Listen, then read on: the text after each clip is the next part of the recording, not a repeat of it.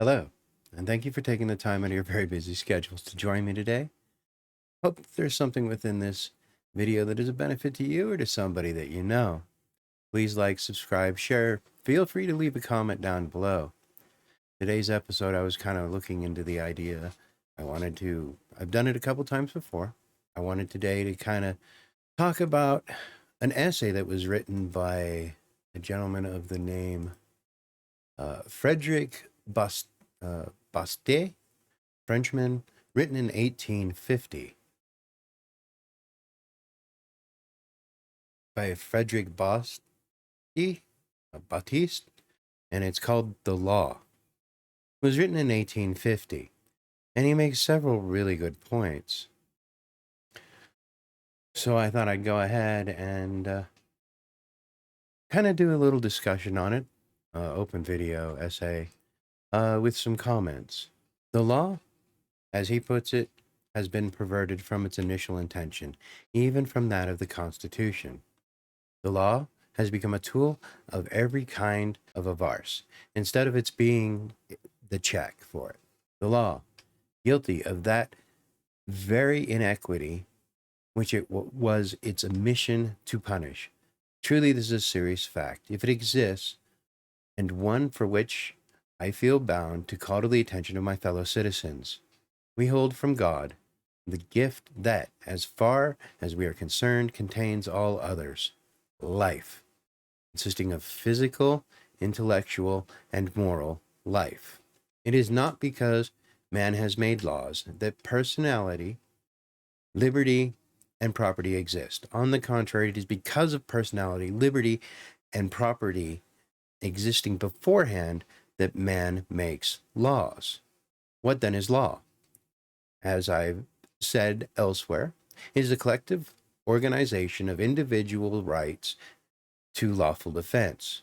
Nature, or rather God, has bestowed upon every one of us the right to defend his person, his liberty, and his property, since there are three consistent or preserving elements of life.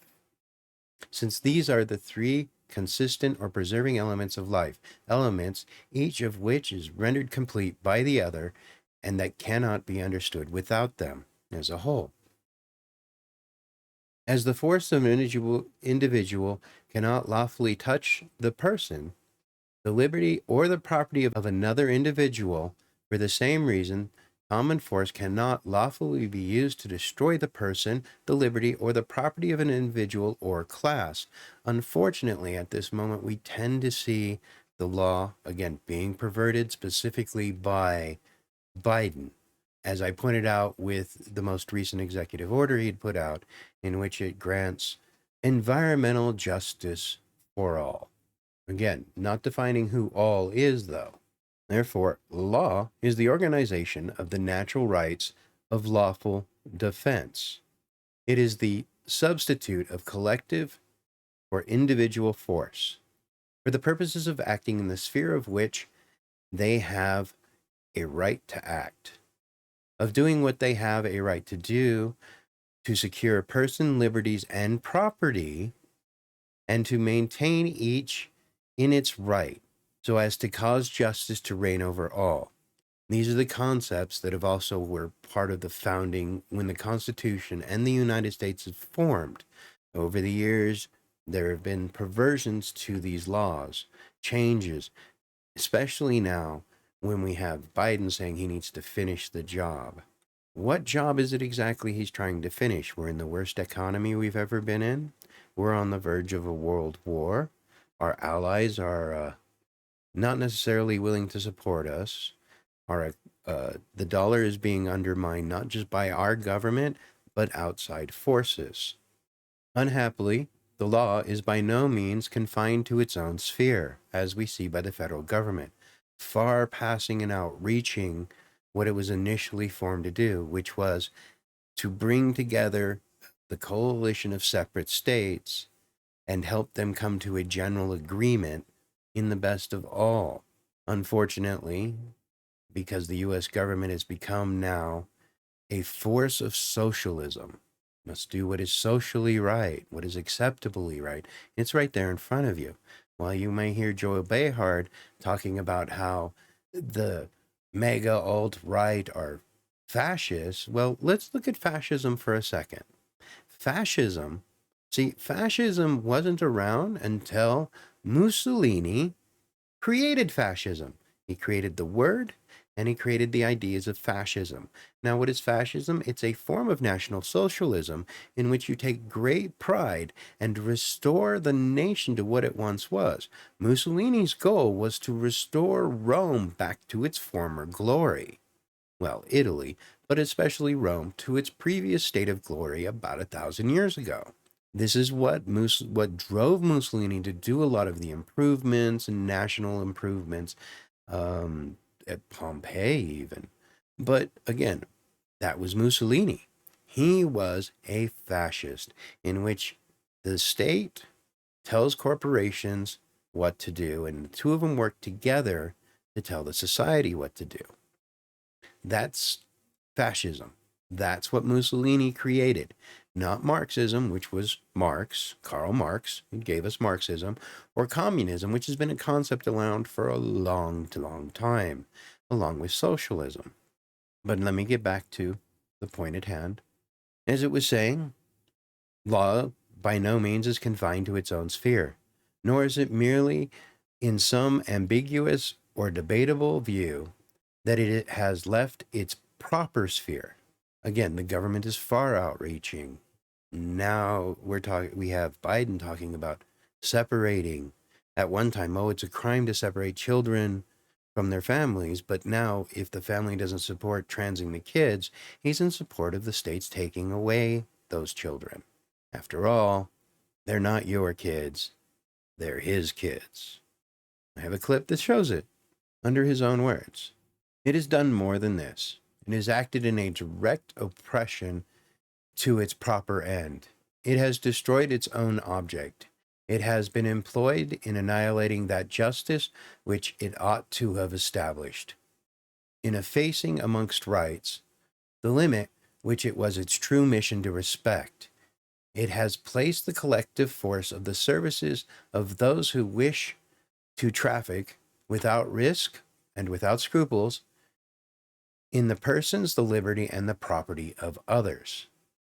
It has converted plunder into a right, that it may protect it, and lawful defense into a crime, that it may punish it. This is sad. This came up in the 1850s. Currently, we have people who commit acts of self-defense, but they're the ones who end up in prison, while we have our vice president bailing out BLM people who are arrested during the riots for BLM. It really is a weird way that the law is being used, in which, again, to legally plunder, and in some cases even legal murder. That's the problem of where socialism is. The law, had been written as a cautionary measure against the law being perverted to such a way as to encourage legal plunder and call it a right and protect that, while the lawful defense of your personal property, your liberties, are considered a crime that may be punished. And again, this can be seen quite a common today, even down to the fact when you have government employees like AOC encouraging the deplatform of people who do not speak as she feels they should. In other words, she chooses not to protect the First Amendment, what should be a God-given right, the ability to speak your mind without worry of consequence, freedom of religion. Right now, we're hearing about how Chinese Christians who have to meet in secret are now praying for the American Christians, because we are looking at a purge, persecution that the United States has never seen for Christians in the past. Back to the essay. Man can only derive life and enjoyment from a perpetual search and appropriation. That is, from a perpetual application of his facilities to objects, or from labor That is the origins of property, where you acquire stuff. He may live and enjoy. Now, man, legislators, may live and enjoy by seizing and appropriating the production of the facilities of his fellow man. This is the problem when people start talking about socialized health care. You're seizing a doctor's production, his services. This is the origins of legal plunder. Well, of plunder. When you have the law backing you, it becomes legal plunder. Now, labor being itself a pain, and man being naturally inclined to avoid pain, it follows, and history proves it, that whenever plunder is less burdensome than labor, it prevails, and neither religion nor morality can, in these cases, prevent it from prevailing. When does plunder cease then? When it becomes more burdensome and more dangerous than labor. Again, just a simple example of how our government is a socialist government. Senators, representatives, in other words, the legislature, those people who make the laws, are allowed to trade on the stock exchange, legally plundering the economy. Oh, it does no harm to anybody else, supposedly. Enriching themselves off of the laws they make, even to the point where they only pay $250 per incident, in other words, group collective incident, of insider trading, whereas an individual can face 4 to 8 years for insider trading. This is, again, a form of legal plunder of our economy. Now, what helps a lot of the stock exchange at the moment also? These high-risk bonds, where you take a high-risk mortgages, knowing they're high risk, but rating them as a lower risk, therefore encouraging people to purchase them more likely. When the people default on their mortgages, of course, then the bond is defaulted on and unable to pay. Oh, well, too bad. Shouldn't have bought that one. It's kind of jacked up. So, in that instance, again, where is the danger for them? Where is the burden for them? It's not the same as it were for other citizens. The legislature, those people who make the laws, they're the ones with the power.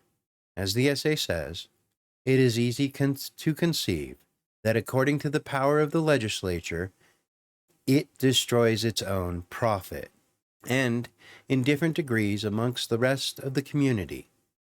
As I just pointed out, it destroys its own personal profit, and in different degrees amongst the rest of the community, personal independence by slavery, liberty by oppression, and property by plunder. It is the nature of man to rise against the injustice of which they are victims. When, therefore, plunder is organized by law for the profit of those who perpetuate it, all the plundered classes tend, whether by peaceful or revolutionary means, to enter into some way into the manufacturing of laws. Woe to the nation where this latter thought prevails amongst the masses, at the moment when they, in their turn, seize upon the legislative power. This guy was French and fresh off the heels of the French Revolution. Nasty business, that one was. And again, he's speaking from experience there. Is there any need to prove that this odious perversion of law is a perpetual source of hatred and discord? We have a lot of African American people commenting about how they think white people should be their slaves. Is there a hatred there? The news doesn't necessarily report when a 6-year-old girl is she got hit in the cheek by a man because she was retrieving a basketball, and the color of his skin, he was African American. One of many examples you don't really hear a lot about of African American violence on whites. But that's fine. We have a president right now who's saying that that's exactly what's been going on. It's rather disgusting. The law, perpetual source of hatred and discord, that it even tends to social disorganization. Look at what's going on again right now in the United States, where we have a broad division. You're either red or blue, end of story. There's no in between anymore. When America used to be varying shades of different colors in between the red and blue. I know for me, I wasn't always registered as a Republican. I spent a lot of my life as a registered independent. Why? Well, I still feel that a lot of the legislative body, the Republicans themselves, are in for the legal plunder as well as legal murder. Why? Have you seen the Republicans try to do anything in the legislature to stop abortion? Abortion, which affects black population more than it does the white, although what was once supposed to be safe, legal, and rare is no longer, well, it's just as quote unquote safe as it ever was, which is arguable. It is legal murder. And there are plenty of people who would be more than happy to adopt a child instead of having it killed. But because you can have an abortion, it encourages a lack of commitment. It erodes American values, our morals. Anyways, back to 1850. Look at the United States. There is no country in this world where the law is kept more within its proper domain, which is to secure to everyone his liberty and his property. Again, not so much anymore with things like this environmental justice for all, where they legally will plunder from you. How? Gas, natural gas is cheaper than electricity. But come winter, we're supposed to heat our houses by electricity, not natural gas, according to what Biden is trying to do. Increasing the cost of heating your house, thus plundering the wealth of the citizens, not just any particular class, but of everybody, going to these monopolies of the energy companies. Oh, they're not monopolies. You're free to build your own. What BS is that? And since they have government help in the first place and are generally currently receiving government sanctions. Let's go back to 1850. Therefore, there is no country in the world where social order appears to rest upon a more solid base. Nevertheless, even the United States, there are two questions, and only two, from the beginning that endangers political order. Hasn't changed even today. And what are these two questions? That of slavery and that of tariffs. That is precisely the only two questions in which, contrary to the general spirit of this republic, law has taken the character of plunder. Slavery is a violation sanctioned by law of the rights of the person. Protection is a violation perpetuated by the law upon the rights of property. And certainly it is very remarkable that in the midst of so many other debates, these double legal scourges, the sorrowful inheritance of the old world, Europe, should be the only ones which can and perhaps will cause the rupture of the Union. Even today, 100 years later, these two things are still causing discord. Slavery, even though it hasn't been practiced for over 100 years, well over 100 years, is still seems to be a key turning point in the government, in the legislative body. Slavery is a violation sanctioned by law of a person's rights. The Civil War. Think about it this way. Yes, it was fought over slavery. But why?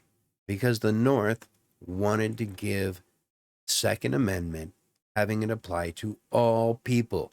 In other words, the North wanted to give the blacks guns to be able to defend themselves, because an armed population is a lot harder to control than a passive population.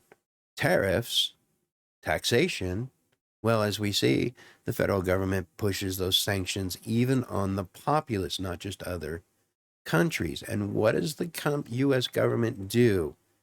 What does it produce? What services does it provide other than tyranny? It's a question I ask you to think about. So back to 1850, even though oddly enough, it seems that this thing applies nowadays. And I encourage you to look it up. You can download the PDF online. So 1850, back to there, it says, and this is what has taken place. The delusion of the day is to enrich all classes at the expense of each other. It is generalized plunder under pretense of organizing it. An example being, we're hearing rumors that come May 1st, President Biden is going to set it up that if you have a credit of less than 680, you become more eligible to getting mortgage loans. If you're over 680, you will be charged an additional fee. So for having good credit, working hard, etc., other factors, obviously, but you will, at the expense of the others, have to pay more money into your mortgage. This is legal plunder. Now, legal plunder may be exercised in an infinite multitude of ways. Hence come an infinite multitude of plans for organization. Again, our dude's really big on unions. Tariffs, protection, prerequisites, gratuities, encouragements, progressive taxation, free public education, right to work. Nobody has a right to work. Nobody has a right to profit. Nobody has a right to wages, right to assistance, right to instruments of labor, gratuity of credit, etc., etc., etc. And in all of these plans, taken as a whole, with what they have in common, legal plunder, that takes the name of socialism. Biden is a socialist. He is not a Democrat. He's a socialist. And as I've spun and said in many of my past videos, it is absolutely necessary that the question of legal plunder should be determined, and there is only three solutions to it. When the few plunder the many, when everyone plunders everybody else, when nobody plunders anybody. Partial plunder, universal plunder, and the absence of plunder. Amongst these, we have to make our choices. Then the law can only produce one of these results. Partial plunder. This is the system that prevailed so long as the elective privileges was partial, a system that is restored to avoid the invasion of socialism. Universal plunder. We've been threatened by this system when the elective privileges have become universal, the masses having conceived the idea of making laws on the principles of legislators who have preceded them. An absence of plunder. This is the principle of justice, peace, and order, stability, consolation, and of good sense, which I shall proclaim with all the force of my lungs, which is very inadequate, alas, till the day of my death. Again, the absence of plunder is also something I would be happy to, thus why I'm doing a thing on my channel for it. Revitalizing our nation's commitment to environmental justice for all. Presidential document by the Executive Office of the President on 4/26/23. Executive Order 14096. You're free to read it. Revitalizing our nation's commitment to environmental justice for all. To fulfill the nation's promise of justice, liberty, and equity. Again, legal plunder. Every person must have clean air to breathe, clean water to drink, safe and healthy food to eat. These should all be human rights. And an environment that is healthy, sustainable, climate resilient, and free from harmful pollutants and chemical exposure. Restoring a protecting and healthy environment wherever people live, play, work, learn, grow, and worship is a matter of justice and fundamental duty of the federal government must uphold on behalf of all people. There it is. It doesn't get a whole lot cleaner than that. Welcome to socialism. Because in the name of climate justice, they can do what they believe they need to do to help you.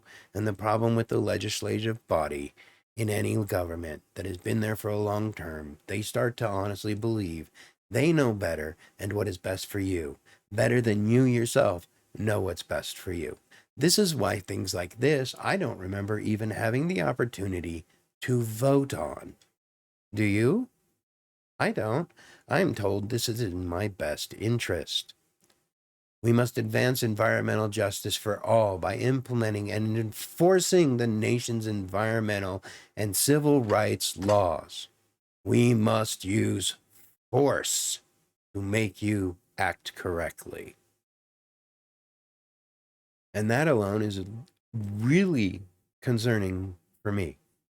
Why is it supposedly a civil right to have clean water, not a human right anymore? Civil rights are given to us by the grace of the government. Human rights are given to us by God. So this is again just one more socialist push of where the legislator is designing legal plunder. And if anybody is good at legal plunder, it's Joe Biden. Where for him is the burden from the plunder he has caused? He's been caught. No, he has the highest office in the United States. He thinks he is above the law. Again, this is socialism. In most cases, democracy converts to socialism. It is this very same man who has said we are in a battle for the soul of this nation. Biden has been in a legislative body for 50 years. And why is it we have a minimum but not a maximum? We don't have maximum terms or a maximum age limit for people to run for legislator where they think they are better than anybody else, separate, above. Now, of course, I also accuse Obama of being a socialist, where a lot of this started. To intentionally erode this country, Biden is just an old puppet. That's why he's passing so many laws. But yet, what is his campaign speech? Oh, to make things better. What is the first thing on his new campaign you see? Images of the horrible January 6th. Man, he thinks that was bad. Keep this up. Keep the division up. Keep the separation up.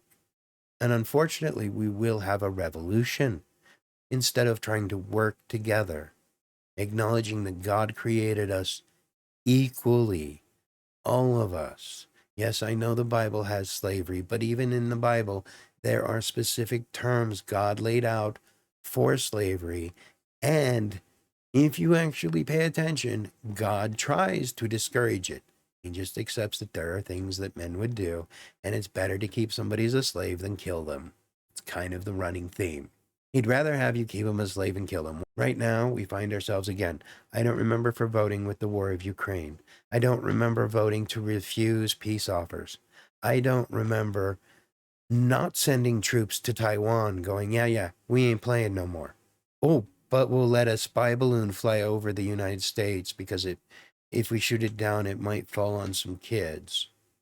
We're in the middle of losing an entire generation of kids through abortion. I mean, my generation, Gen X, suffered pretty hard from abortion. But we're now currently in a state where our America's death rate is lower than our birth rate. We're encouraging people not to have kids. These are bad for countries, nations. Trickle down economics is closer to a plunder free law system than what Biden is currently giving us. As I mentioned, the housing market, where if you have good credit, he's going to punish you or plunder from you legally. Now, again, it doesn't mean that they have to give these loans out to people below a 680. Some of these banks are a lot more fragile than they want you to know. I have been looking at it, doing an episode of that. At this particular time, thank you very much for taking the time out of your very busy schedules to join me. I hope that there is something within this part of the episode. I'm obviously going to do another. Within this or later, please feel free to like, share, and leave a comment down below. I'd be more than happy to have a discussion with this. You can find us on Odyssey, Rumble, Getter, Minds. You can also look for us on local and check us out on dlmentors.com for accounting services needs. Again, in no way is any of my episodic videos to be considered for financial consultations, etc. And with that, I want to say thank you very much. United we stand, divided we fall. God bless you. God bless America. And may God have mercy on our souls.